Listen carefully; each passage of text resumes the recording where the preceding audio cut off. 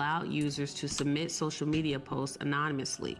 Then employees, schools, and any others who access the site could search the aggregated post by name. If a person were bullying another person under their real name, anyone could submit them to social autopsy, where their online messages could be found. Words are real. People don't assign, like, there's no humanity behind what they say. They just think it's not real. And that's what technology takes away from children, the fact that it is real. And you would never in a million years say those things. In March 2016, she spoke about the project. For the last year, I have worked on creating a website, socialautopsy.com, that will stop online bullying by outing the bullies. I create a searchable database of people who spew hate online. I hope it will make people think twice before they exercise their First Amendment rights online as a means to hurt others. Candace started a Kickstarter to raise money for the project and enlisted the help of engineers to begin development. On April 14, 2016, libertarian journalist Kathy Young came across the Kickstarter page and was concerned. Young tweeted about the project, wondering if it was a glorified doxing service. Candace reached out to Young to clarify that Social Autopsy was not going to be a doxing site. According to Merriam-Webster Dictionary, doxing is publicly identifying or publishing private information about someone, especially as a form of punishment or revenge. Candace told Young that the first iteration of Social Autopsy would only accept submissions of posts that contain personal information about the poster within the post itself. Social Autopsy would not research posts to uncover the identity of people who could not be identified within a post. Candace also assured Kathy that the platform would not reveal the identity of anonymous submitters. Young quoted Candace as saying this ability could be added in the future, and that Owens didn't see a problem with revealing the identity of users that posted threats online. Once Young spoke to Candace and understood the true intention of the platform, she took down her tweet. By that time, it was too late. Before Young had even posted her tweet, others had seen the Kickstarter page and were raising concerns. Unbeknownst to Candace, she had wandered into a confusing, complex debate about anonymity and free speech on the internet. This controversy was called Gamergate. Just a year earlier, Owens had been working on a very different project, an anti-cyberbullying startup called Social Autopsy. She positioned it as a tool to expose online harassment by documenting digital abuse, but the platform backfired. Privacy advocates, tech ethicists, and even progressive journalists raised alarms. The backlash was swift and to Owens, deeply personal. She expected the left to stand with her. Instead, she felt vilified, isolated, and mobbed. In interviews since, Owens has cited that moment as her political awakening. I realized that liberals were actually the racists, she said. Liberals were actually the trolls. It was a full ideological pivot that seemed to happen almost overnight. To some, it read as a natural evolution. A woman burned by one She side actually had a finds villain refuge arc. in That another. is crazy. To others, the shift looked less like conviction and more like calculation. She had tapped into a lucrative niche, the defiant black conservative who challenges liberal orthodoxy and comforts conservative audiences. It was provocative, it was polarizing, and it was profitable. So, was Owens radicalized by real disillusionment? Or did she recognize That's one thing about that Nokko I outrage like. is currency and controversy sells? Candace Owens doesn't just Why can't I see she how chases long it. these mushrooms Whether have it's left to Spark, live? Cardi B on Like, Twitter, even just a or wilting Bronson animation Kanye, that Black plays Lives slowly Matter on the she mushroom knows would be exactly how to turn so pop culture so flare-ups welcome. into political theater. These moments aren't random, they're calculated. She's not just reacting to the culture war, she's producing it. And this is where the Riley Freeman parallel comes into sharp focus. Like Riley, Owens plays the rebel, but the rebellion often feels more about image than ideology. Her provocations don't always come with a deeper argument. Sometimes it seems like the point is just to get people talking, to stay in the headlines, to trigger a response. One conservative writer put it plainly, provocateur might be the most honest title she's ever had. Whether she's hosting a podcast, debating on Fox News, or stirring up a viral moment, it all feeds the same machine, attention. And in today's media ecosystem, attention is everything. Owens has mastered the outrage cycle. She knows how to push just hard enough to ignite a backlash, then ride that wave straight into a trending topic. It's bold, it's messy, and for many it's exhausting. But it works. The question is, what's driving it? Is it a belief, strategy, or something deeper, maybe even unspoken? If her goal is to spark the fight, who's really writing the rules? But is Candace Owens really just misguided, chasing fame like Riley Freeman chases clout? Or is there a sharper game plan at work? she often tosses facts aside in favor of shock value. From pushing conspiracy theories about pop stars and politicians to weighing in on complex topics like science and history subjects, which she openly admits she's no expert in, Owens has built a career that often favors noise over nuance. It's easy to see echoes of Riley here, a loud voice, a flashy performance, and sometimes a shaky grip on the deeper stakes. Still, it would be a mistake to chalk it all up to cluelessness. Owens didn't just land in the spotlight, she worked her way into it. From viral YouTube clips to published books and a prime seat in conservative media circles, her ascent was no accident. She doesn't shy away from controversy, she thrives on it. As she's openly declared, it's not a side effect, it's the strategy. That level of self-possession hints at something more deliberate, less of a reckless agitator and more of a media tactician. So the real question isn't whether Owens understands the game she's playing, but it's whether we figured out our role in it.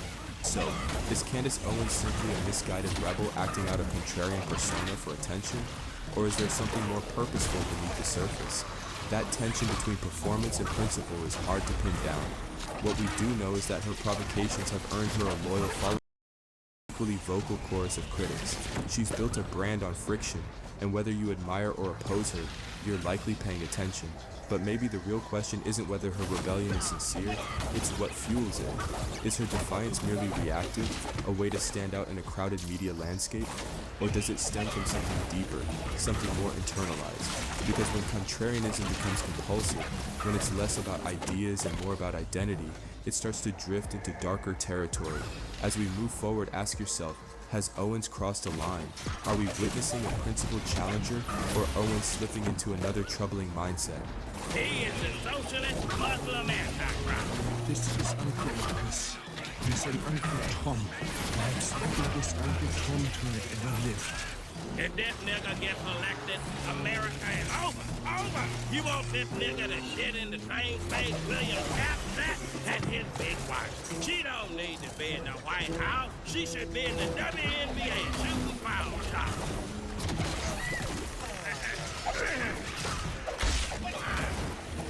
For my friend, you gonna have to try it from my cold dead hand, Mr. Obama Hussein. I was gonna go to the inauguration and try to crown Obama with a brick.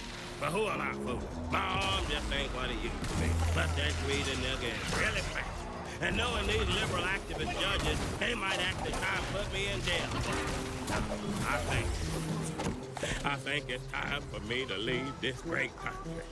Oh, I can't bear to see it run by an African Muslim communist antichrist. I just think it's just like when Nicole Brown Simpson married that nigga OJ back on February 2nd, 1980. Him knowing the exact date is like on brand for the character.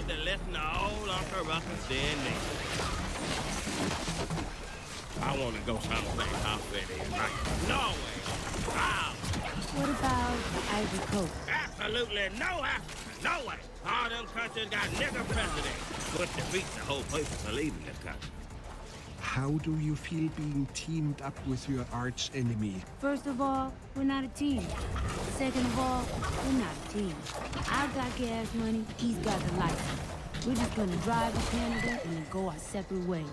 No character in the Boondocks is more notorious than Uncle Ruckus, the comedic embodiment of internalized racism. Candace Owens has been branded by many as a real-life Uncle Ruckus, a black figure who seemingly despises black culture and consistently aligns with those who hold anti-black sentiments. Ruckus despises everything about black people and adores white supremacy, owing to what the show portrays as generations of brainwashing and self-hatred.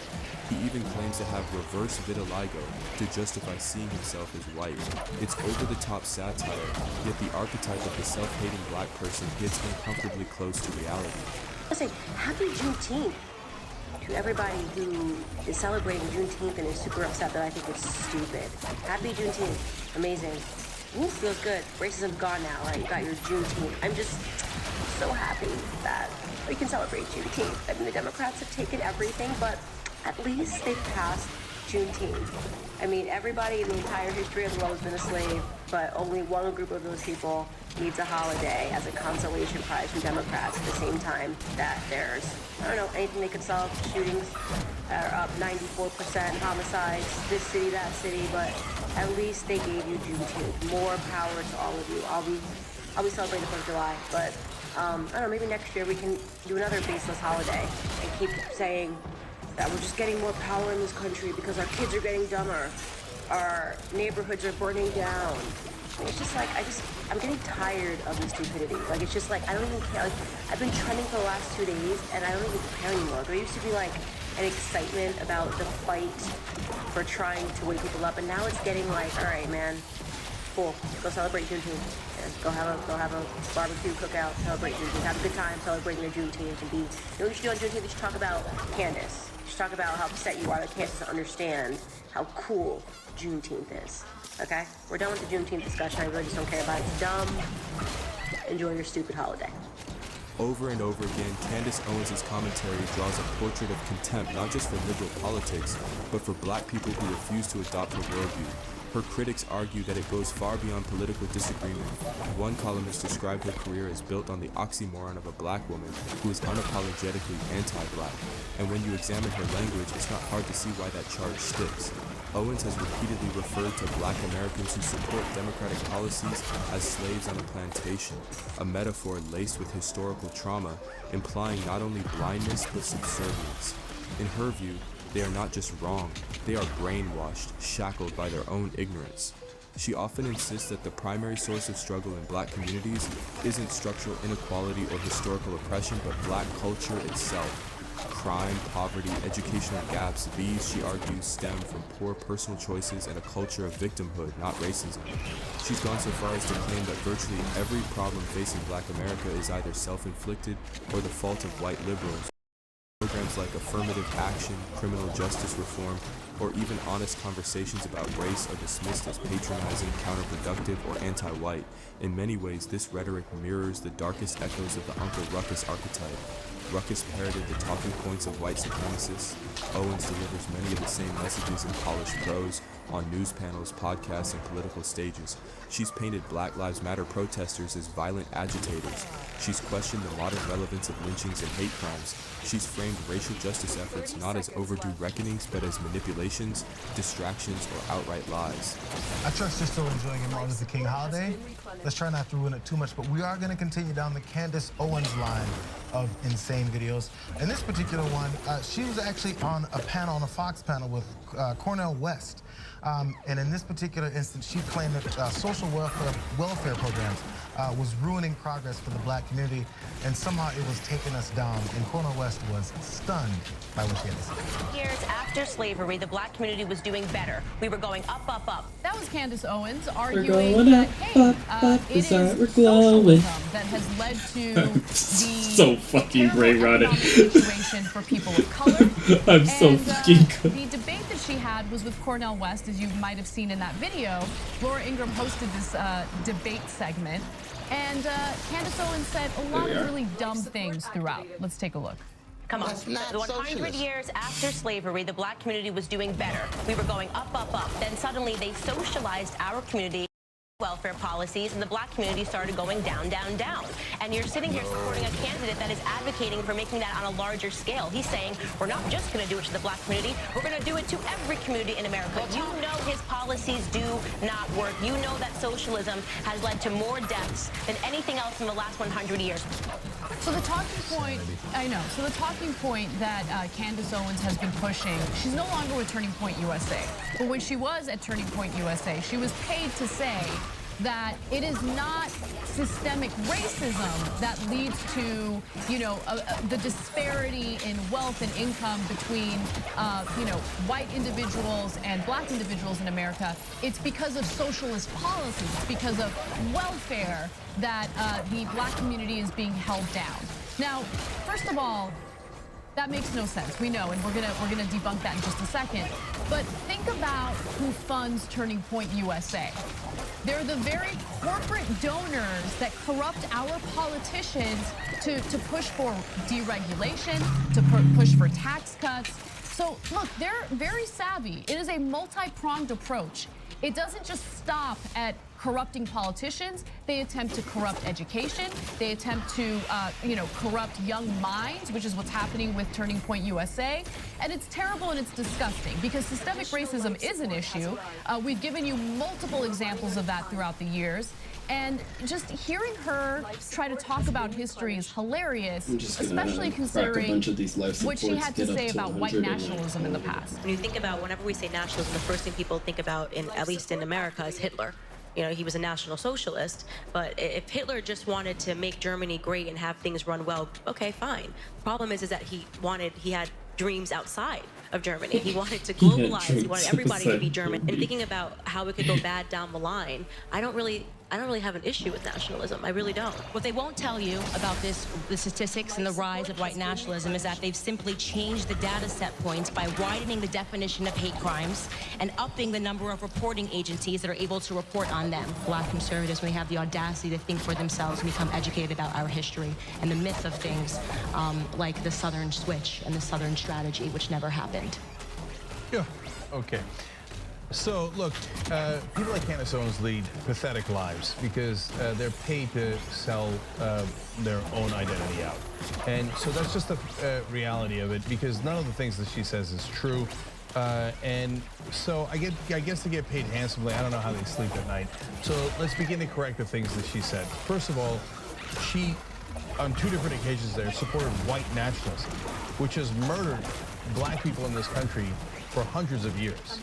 It was white supremacy, the idea of that drove slavery, Jim Crow, the Klan, etc. Now you have a African-American woman paid to defend white nationalism. That is disgusting, okay? And then in the earlier clip, she talked about, African-Americans were doing fine for 100 years after slavery until welfare came to help them.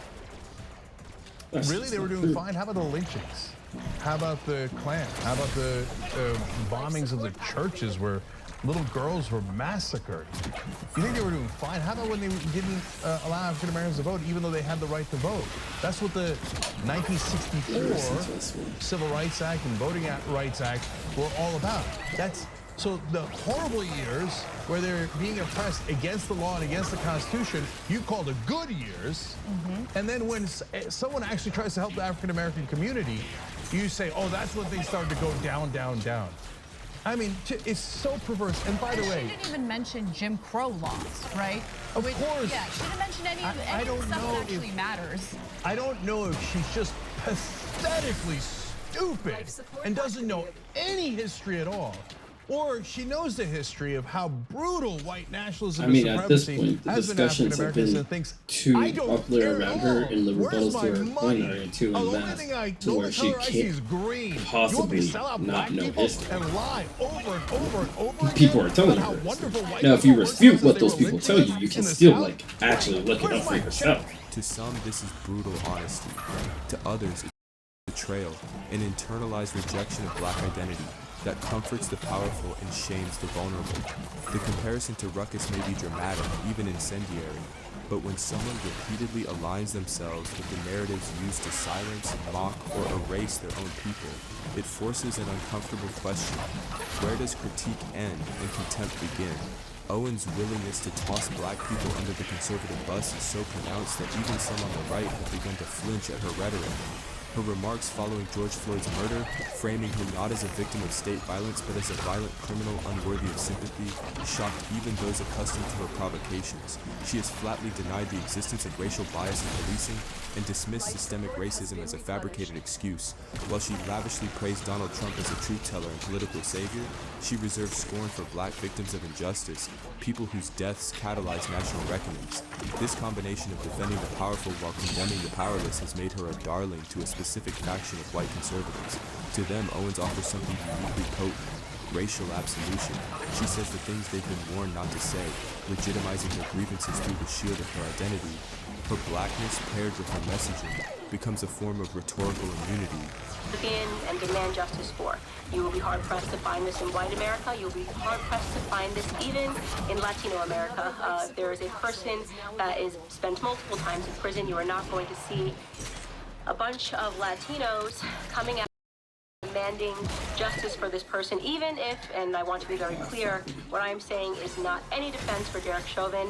I hope Derek Chauvin gets the justice that he deserves to be, implemented upon him, and that the family of George Floyd deserves justice for the way that he died. But I also am not going to accept the narrative that this is the best the Black community has to offer. For whatever reason, it has become fashionable over the last 5 or 6 years for us to turn criminals into heroes overnight.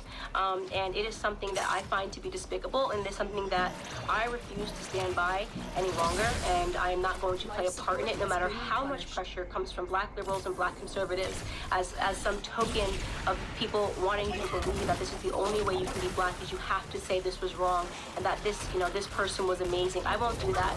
George Floyd was not an amazing person. Candace Owens, you'd think in a country like ours, very top, I mean, this is the most first world country that's ever been. You think the most civilized and the most just.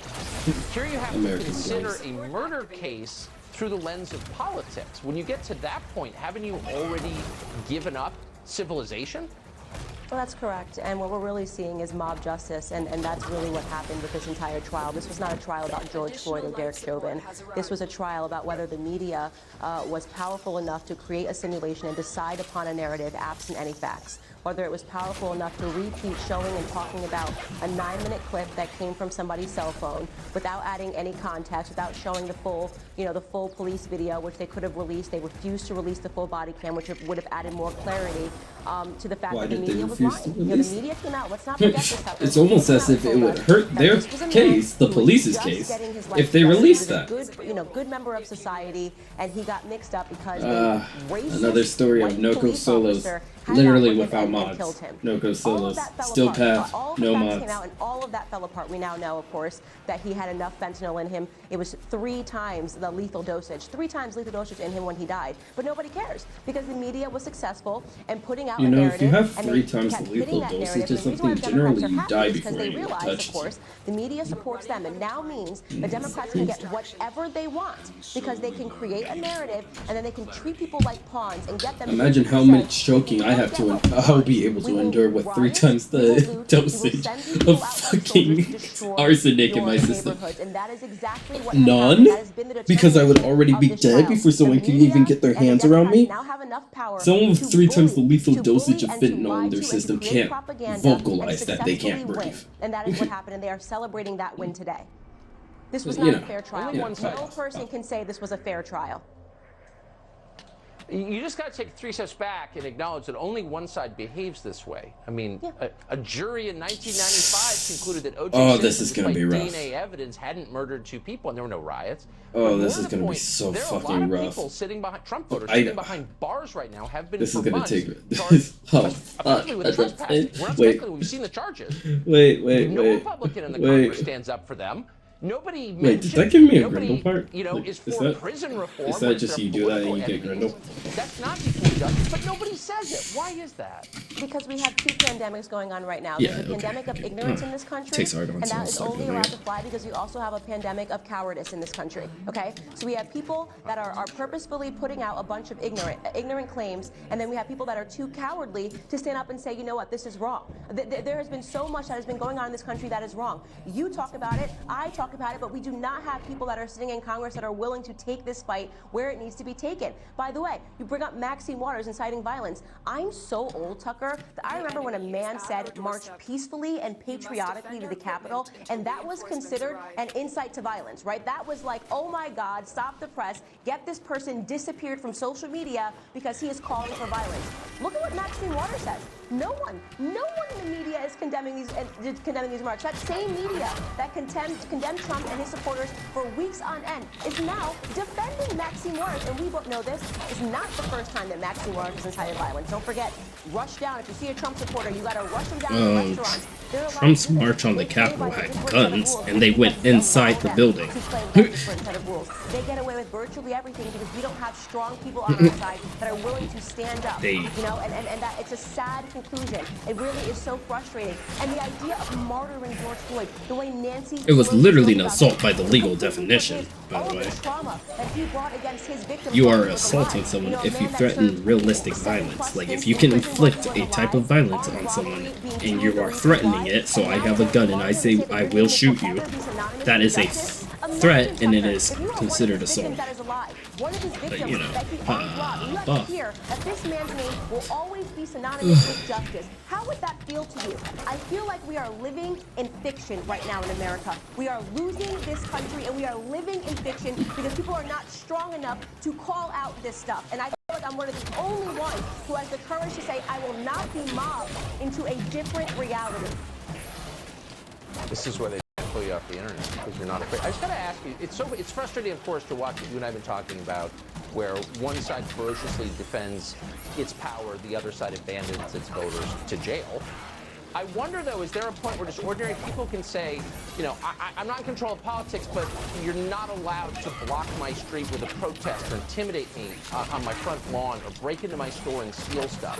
Like, I'm going to defend my family. I'm going to defend my business. You don't have a right to do that. There's no justification for riots anymore, and I'm just not going to put up with it. No. Will we get to that point? No, we're not going to. That's why they're already moving the ball. They're already moving it. They're moving the goalpost already because they're saying right now that that's not enough. That wasn't justice, by the way. Because what they're saying is what they want is a perpetual revolution. It's why they want people to be ignorant. It's why they want people in the education system to learn nothing but race and how to be angry. They want people acting like toddlers. Okay, so she said angry. Like, they whine, they complain, they cry. They are absent facts. They are absent knowledge. I try to pretend like I'm above, like making fun of someone messing up the pronunciation of a word, but she specifically said angry. Education institutions using critical race theory and all of this nonsense to make sure that we are mass producing failures that are angry and that are violent, that are willing to riot and loot on behalf I'm only making fun of it because she pronounces it right every other time. It's a nefarious scheme to take over this country.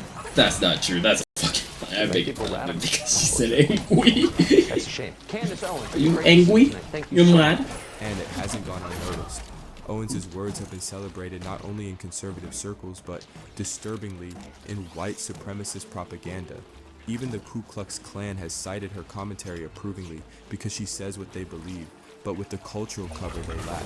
This dynamic, a black figure who echoes narratives that blame black people for their own oppression, is exactly what the Boondocks skewered through the character of Uncle Ruckus. The satire was meant to feel exaggerated and absurd, but in Owens, some see that caricature slipping into real life, not in the form of buffoonery, but as a polished, media-savvy operator whose message absolves racism by denying it exists. Whether that's strategic or sincere, the impact is undeniable.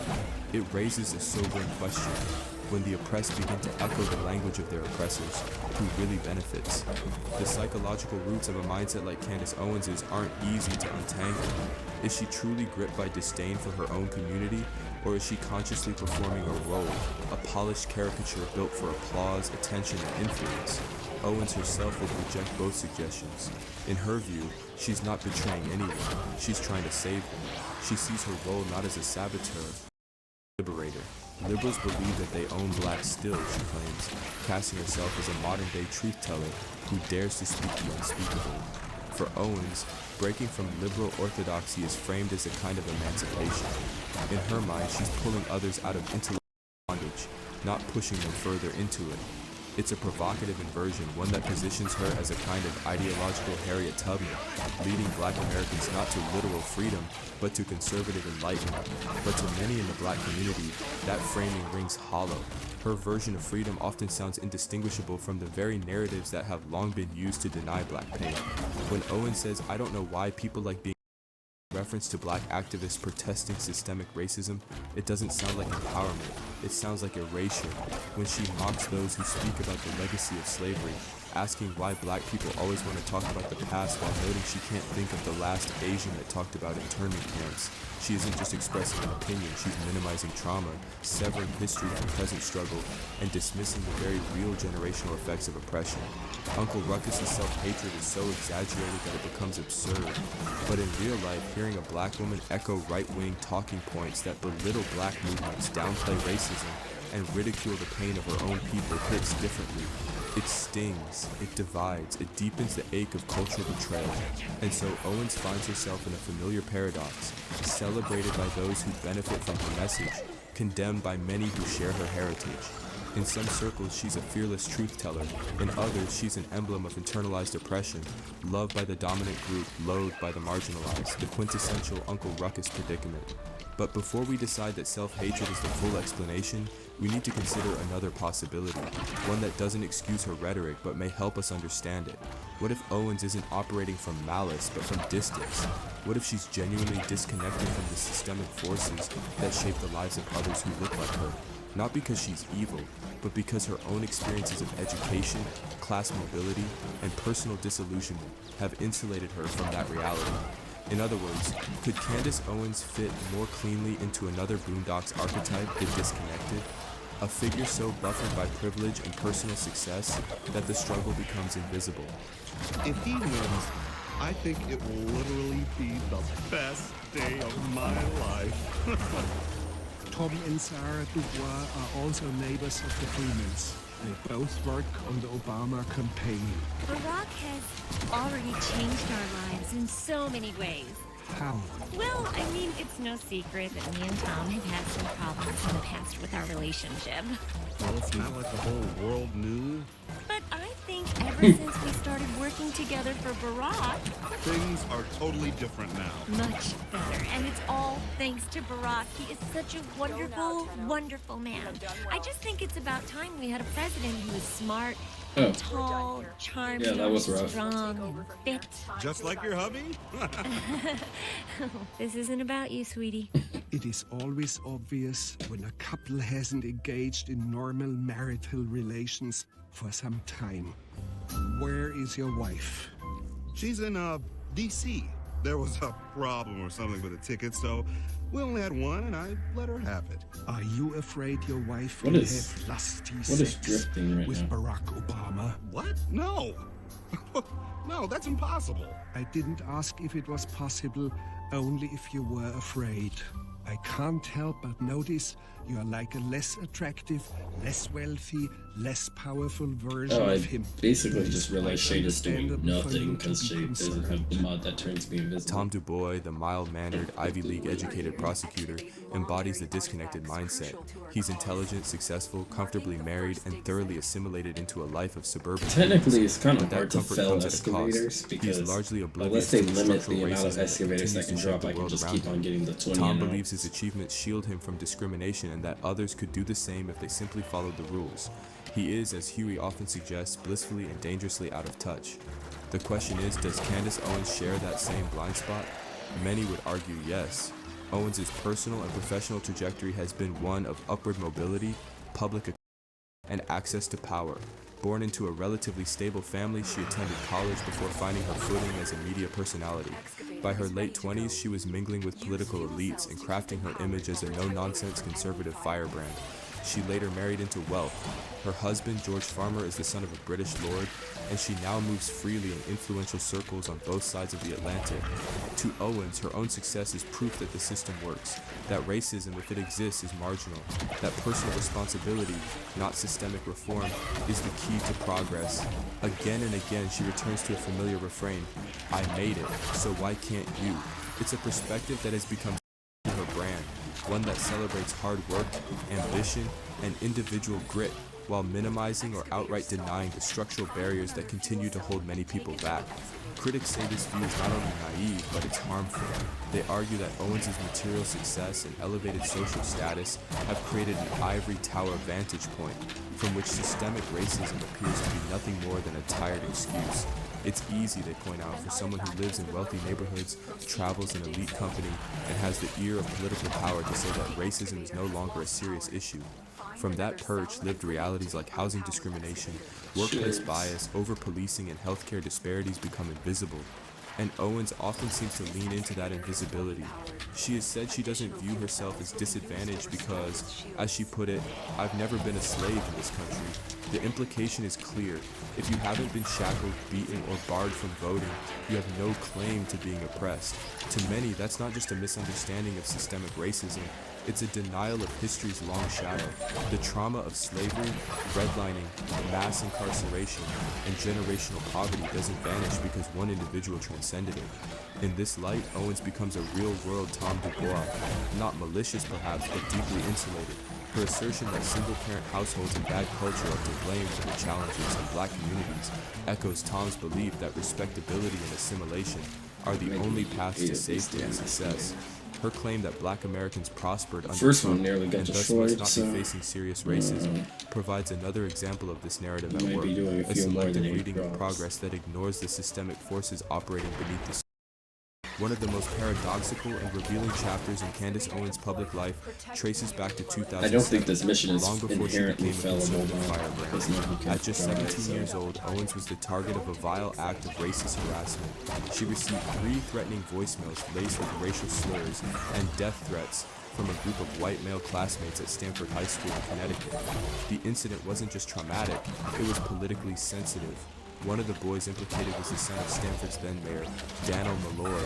In response, Owens' family filed a federal lawsuit against the Stanford Board of Education, arguing The fact that her family could file a federal lawsuit. The city settled the case for $37,500, but the toll of the experience ran deeper than the legal outcome. Owens has spoken about the lasting emotional trauma, including her struggle with an eating disorder that emerged in the aftermath. At that time, she was publicly a victim, a black teenage girl fighting a system that failed her. I don't want to be a part of this culture. You can stick around if you want. You can go watch the original video for contact. I got something to say to Candace. She's probably never gonna see this, but I just want to say my piece. Hey Candace. Hey girl. You remember high school? I remember high school. It was quite a while ago. It was like 15 years ago. You remember 2007? I remember 2007. I remember some very horrible things happening in 2007, and some very racist white children called you, including the mayor's son, and said some very racist things to you and threatened your life. That should have never happened to you. That was terrible. I remember you sued the school board for that. I remember because everybody was talking about it. My family was talking about it. My grandma was calling up your grandma. The entire school system was talking about it. It was a huge deal. Because the mayor's son was involved, and you had the NAACP backing you up when that happened, and they got you your settlement. I think you should have gotten more, because I am always ready to let racist pockets bleed. But regardless, NAACP backs you up. The black community backs you up. I don't know a single black person who was not backing you up. And I've read some of the statements that she's made about that time, about how no one supported you.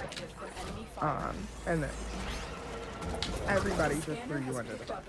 And I do remember that. I do remember white people were very vocal about their want for violence. It was deplorable. That was not the black community. And, you know, a lot has happened since then. You've definitely made a bed for yourself. You're lying in it.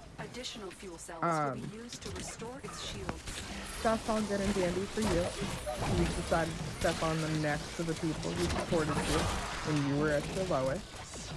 And, you know, those of us who've known you for a while have just watched you. We watched you switch platforms in 2017 when you came out on YouTube. We watched you go from trying to fight the good fight to realizing the good fight don't get you paid and go into where the money resides. I would say I'm not mad at you for chasing the bag, but you're chasing the bag at the expense of your people. And that's some coon shit. Like, you made a career out of being a coon. So, when you say you never wanted to be a part of the culture, remember, the culture is the one who supported you when no one else would. And yet, a little over a decade later, that same Candace Owens would stand on national platforms and declare without hesitation that America is not a racist country. It's a statement that many find jarring not just because it clashes with data and lived experience, but because it contradicts Owens' own past. Here is a woman whose formative years were shaped by an incident that most would call a textbook example of systemic racial failure. Owens Power didn't just Steel's endure refilling racism, shields she is held actually a like public a institution crazy accountable buff for if you enabling time it, it right. and she won. Got that shield Candace drain, Owens and then you apparently get a has a few little more bit of memory seconds of loss. just. During a recent segment on Yeah, Fox not dying. News, she did what Fox News hired her for. She trashed people in her own community. Take a look. Who came before Trump? Right, it was Obama, and Obama did a lot to tear this country apart. I do not remember when I was growing up having all of these race issues. Okay, I really don't remember it. And then suddenly, towards the end of Obama, we started hearing all of this rhetoric drummed up. It became white versus black all over again. And I say all over again, I shouldn't even say that, because when I was alive, this was not an issue. So, When I was alive. Candace Owens is incredibly young and concerned about her memory loss. I mean, it's not good. I mean, it's only going to get worse as she gets older. But I would like to remind her of something that happened to her earlier in her life. So when Candace Owens was growing up, she actually sued the city that she was living in. She sued for $37,500 after receiving racist phone calls from the mayor's son. Huh, that's weird, because she said there's never been any racial issues while she was alive. Okay, I assume she misspoke about that. So let's just take her first comment saying, oh, when I was growing up, there was no racism until Obama. Obama did. I mean, really, think about how outrageously stupid that is. But okay, you get past that, and then you see this. All right, I think it's starting. This is about to get very irritating. And that's what it is. It's just one giant obvious. The levels are getting higher. And they know. And look, so I'll insult Republican voters and Fox News viewers when no one else will. Oh no, but Republican voters. No. They go for that obvious scam every time. Oh, Dave Rubin comes on and goes, oh, you know, the real problem with the California fires is gay people. And what? What do you? And they're like, yeah, that's it. That's right. It's the diversity and black firefighters. That's right. That Dave Rubin guy, and he's gay. It's true. Candace Owens comes on and goes, oh, you know, the real problem is black people. There was no racism until black people started it. People, they're like, yeah, that's right. That's right. Oh my God, she's so right. Right? Yeah. So it's such an obvious scam. And they fall for it every time because they want it. They want to believe those pretty little lies. And the reality is she's been a scam artist, just like their dear leader, Donald Trump, from day one. So, how do we reconcile the teenage Owens who sought justice for being racially terrorized with the adult Owens who deride systemic racism as a myth? Is it denial, reinvention, or something more complex? Psychologically, it could represent a powerful kind of dissociation, a defense mechanism where personal trauma is walled off and reinterpreted in a way that aligns with current self-interest or worldview. Owens' ideological pivot to become a voice that dismisses racism, scorns identity politics, and champions personal responsibility might be, in part, an armor she built after that trauma. Rather than remain tethered to the pain of being a victim, she chose to become its opposite, the strong black woman who insists no one is oppressed, not even by the very forces that once targeted her. So, is Candace Owens merely a product of privilege so far removed from grassroots struggle that she simply can't see it anymore? Or is her disconnect more tactical, a conscious decision to avoid uncomfortable truths that don't serve her public persona? To explore that possibility, we turn to the fifth and final archetype in the Boondocks framework, the survivalist. Because if Owens isn't misguided, self-hating, or disconnected, perhaps she's something else entirely. A sharp strategist who knows exactly what she's doing and who she's doing it for. I'm not a prophet, but sometimes I have prophetic dreams, like the one where I was at a garden party.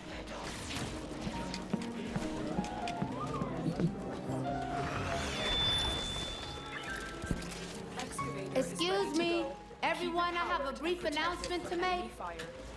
Jesus was black, Ronald Reagan was the devil, and the government is lying about 9/11. Thank you for your time, and good night.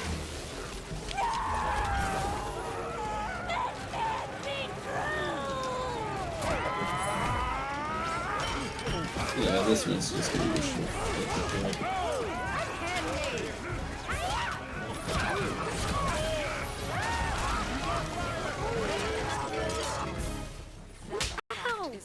Mm-hmm. You're having that dream where you made the white people riot, weren't you? But I was telling the truth. How many times have I told you you better not even dream about telling white folks the truth? You understand me? Shoot. Making white people riot. You better learn how to lie like me. I'm gonna find me a white man and lie to him right now. Robert Grandad Freeman, the irreverent patriarch in the Boondocks, is the embodiment of the survivalist mindset. He's not a crusader or a dreamer. He's a man who just wants to keep his head down, live comfortably, and avoid trouble.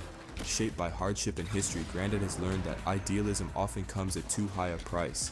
His mantra, keep the peace, stay out of the way, and do what you have to do to get by. He'll bend his principles if it means preserving his comfort. He's not apathetic, he's pragmatic. His survival is his quiet rebellion. Surprisingly, there's a compelling case to be made that Candace Owens operates in much the same spirit, though her survival strategy looks quite different. Unlike Grandad, Owens doesn't shy away from conflict, she often runs headfirst into it.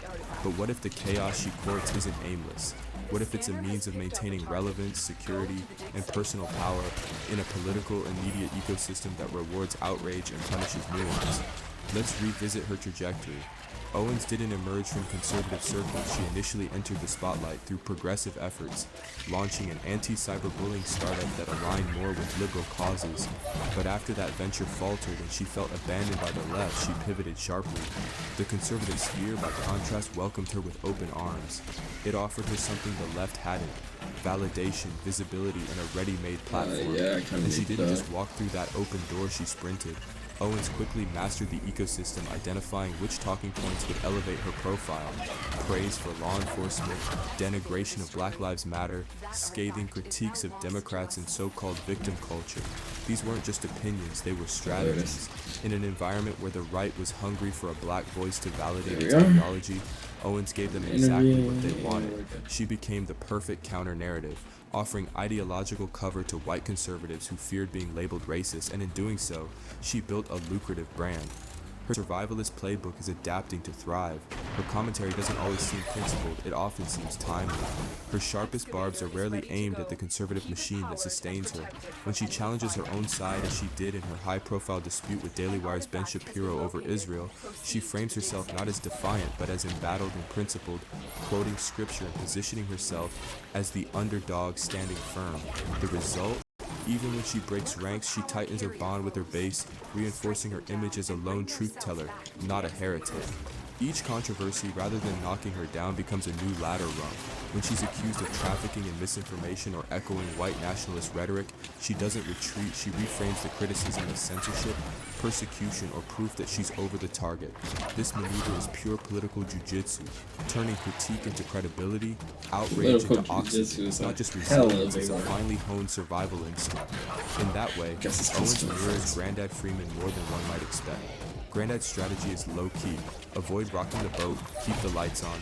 Owens' strategy is high volume, generate heat, stay indispensable. But the core impulse is similar. Do what you must to stay afloat, even if it means compromising, even if it means playing a role. Owens often insists she's driven by principle, not convenience. And perhaps she believes that, but the contours of her career suggest otherwise. Her ideological shifts, her calculated silence on conservative misdeeds, her consistent amplification of narratives that reward her. Am I tripping? Like, not a single... all point to a survival strategy dressed in the language of conviction. She doesn't challenge the systems that elevate her, she thrives within them. She rarely confronts the conservative institutions that fund her platform. Even as she rails against liberal ones, she knows her audience, and she feeds them. That's not necessarily malicious. In a cutthroat media landscape, many public figures learn to play the game or get played by it. Owens has chosen to survive, and not just survive, succeed. This instinct, this knack for maneuvering through controversy and turning friction into fuel, places her firmly within the survivalist archetype. But with one key difference: where Grandad seeks quiet and safety, Owens seeks spotlight and power. Still, the guiding principle remains: self-preservation over self-sacrifice, pragmatism over purity, platform over principle. Now that we've journeyed through all 5 of Magruder's archetypes, the revolutionary, the misguided, the self-hating, the disconnected, and the survivalist, it's time to step back and ask the big question. Which one truly defines Candace Owens? Is she part strategist, part ideologue, part performer, or is she a hybrid? Let's gather the pieces and find the answer. Because understanding Owens isn't just about analyzing one figure, it's about understanding how legacy, media, and identity collide in the public square, shaping not only who speaks, but what they're allowed to say. Candace Owens defies any one Boondocks archetype. Instead, she manifests a hybrid of mindsets. We've seen her embody elements of Uncle Ruckus's self-loathing, clothing, Tom Du Bois' detachment, and Granddad Freeman's survival instinct. We synthesize these threads to understand how Owens, as controversial as she is, forces a conversation about black identity in today's media landscape. Critics most often liken Owens to Uncle Ruckus, and it's not hard to see why. Owens built her career tossing black culture and black people under the conservative bus, embracing Donald Trump while castigating black victims of police violence like Breonna Taylor and George Floyd as thugs and criminals. She routinely downplays or outright denies systemic racism, insisting white supremacy and white nationalism is not a problem that is harming black America.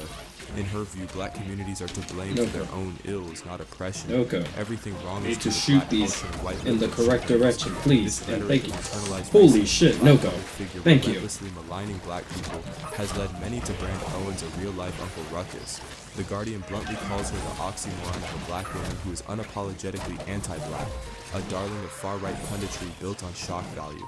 In one infamous testimony, Owens even argued black Americans were better off in the 1950s under Jim Crow than today, a claim that stunned observers as a profound distortion of history.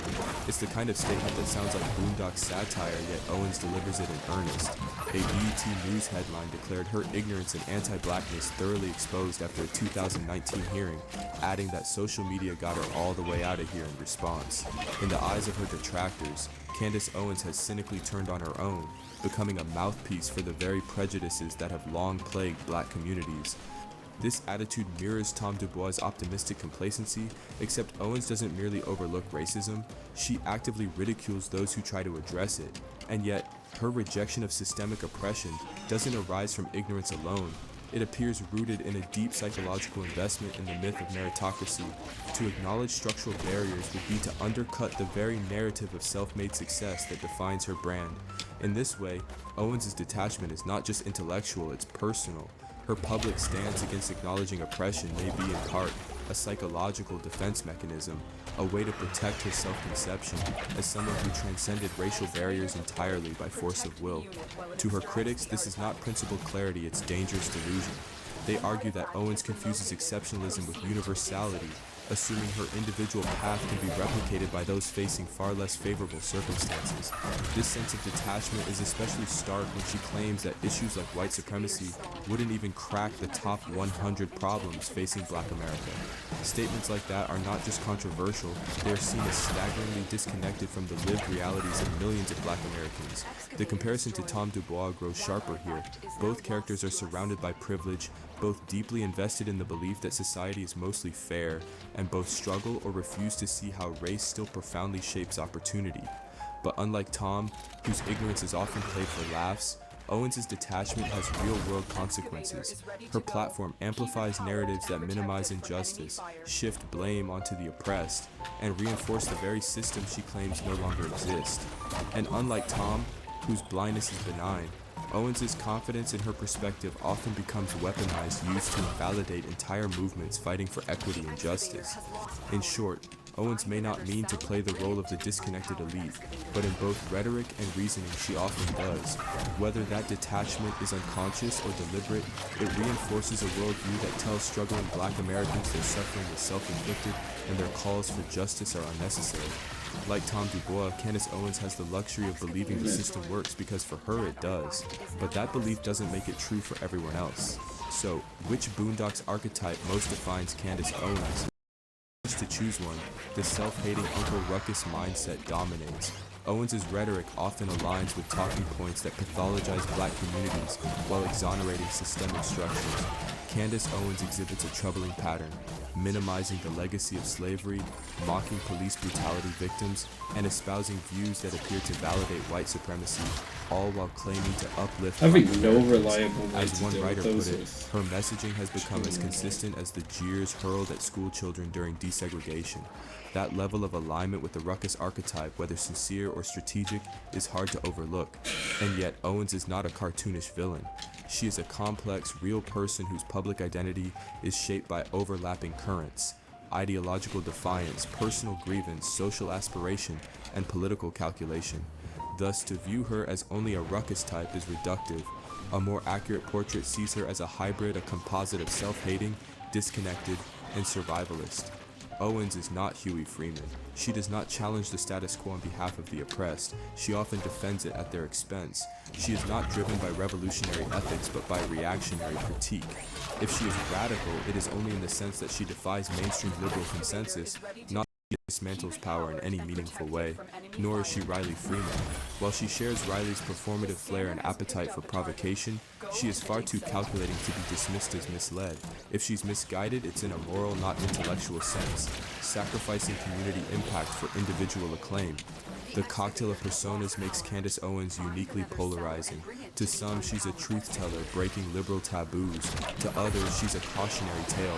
What happens when ambition overtakes allegiance, when visibility substitutes for virtue? In the end, Candace Owens functions as more than a pundit. She is a mirror held up to American cultural and political anxieties. Her existence forces difficult questions. What do we value more, loyalty to truth or loyalty to tribe?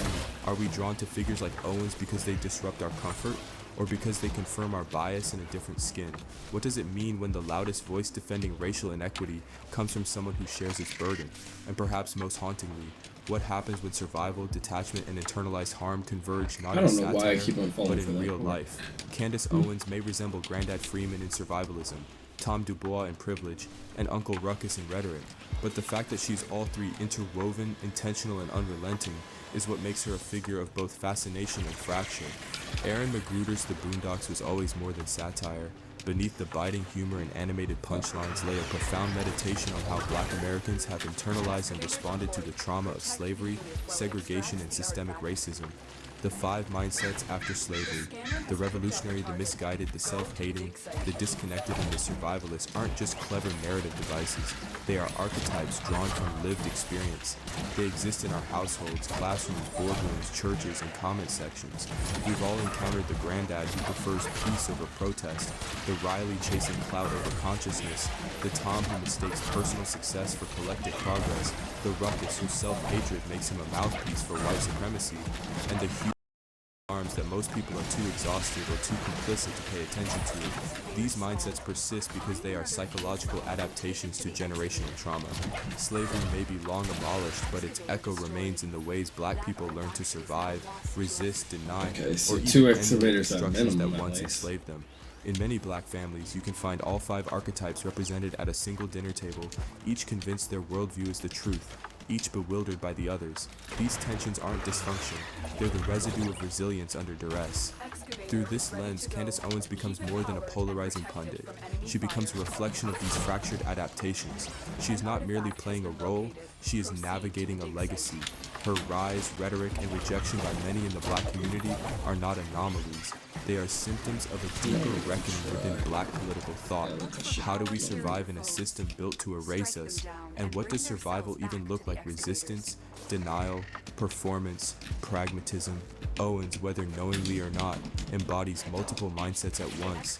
She blends the survivalist's self-preserving adaptability with the disconnected's insulated optimism and the self-hating's embrace of the oppressor's narrative. Unlike Huey, who risks isolation to speak hard truths, Owens finds power in aligning with dominant structures, echoing back what they want to hear in a voice they rarely expect, a Black one. Her success is not despite the system, it's because she serves its appetite for dissenting Black voices that criticize Black communities from the inside. But this isn't just about Owens. Her path reveals the moral costs attached to every Black public figure who gains a platform within white-dominated institutions. The revolutionary confronts injustice head-on, often at personal cost. The survivalist finds clever ways to stay afloat, even if it means looking away from harm. The self-hating figure becomes a tool of that very harm, reinforcing stereotypes under the guise of independent thought. And the disconnected? They may mean no harm, but their detachment allows harm to persist. Candace Owens has chosen her alignment. She has become a darling of conservative media, often by did the Lotus just tell me racial justice. Whether she truly believes her rhetoric to keep on playing excavators? The result is the same. Oh, Space Mountain lost her damn mind. Rod for debates about race, loyalty, and truth. Her presence raises a thorny but necessary question. When a Black figure gains power by saying what white power structures want to hear, are they a symbol of free thought or a pawn in a larger game? This is the moral tension at the heart of Owens' legacy. To her supporters, she's a brave iconoclast speaking hard truths. Actually, to her detractors, she's an agent of harm, weaponized against her own people. The truth may lie somewhere in between. Perhaps she is both. A product And that of trauma is and Nokko ambition, soloing the a Grendel reflection of farm. cultural fragmentation and individual resilience. She may